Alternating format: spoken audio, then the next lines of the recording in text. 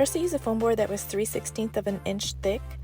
This board was actually 32 inches by 40, and I drew a circle on it with a pencil and then traced it with permanent marker.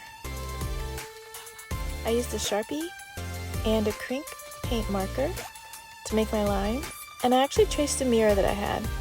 Then I took it outside with some gesso spray and primed the board. Then I took a utility knife and cut out the circle. Might take a couple of times to get all the way through.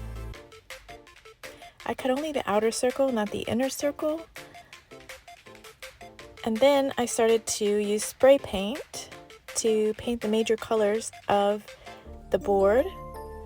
I had Rust-Oleum spray paint laying around, and these are the colors that I used.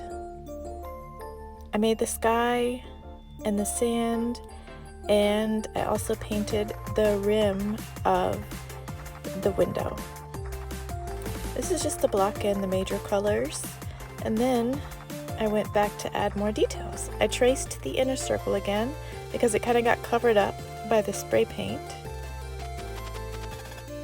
And then I started to draw the rivets on the window. You can start with pencil, you can even trace objects that you have laying around, and then trace it with your permanent marker, and then fill it in with acrylic paint.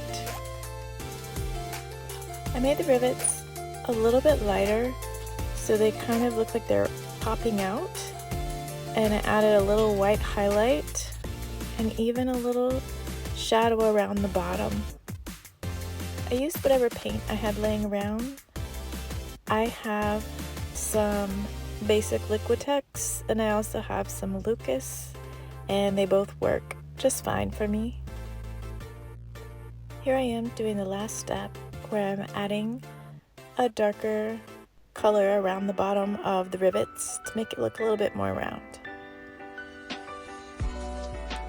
Here it is. All the major colors are laid out, and then I began painting the scenery. I had to decide what scenery I wanted to use. I didn't want to make their houses because I wanted you to feel like you were actually in SpongeBob's house, looking out of the window. I used images from several different pictures to make my final composition. So it's not something that I actually saw in one picture. I had to kind of put everything together the way I wanted it, and I picked the most important parts. And here it is. You can just hang it on the wall by gently tapping some nails around the rivets. Thank you for watching.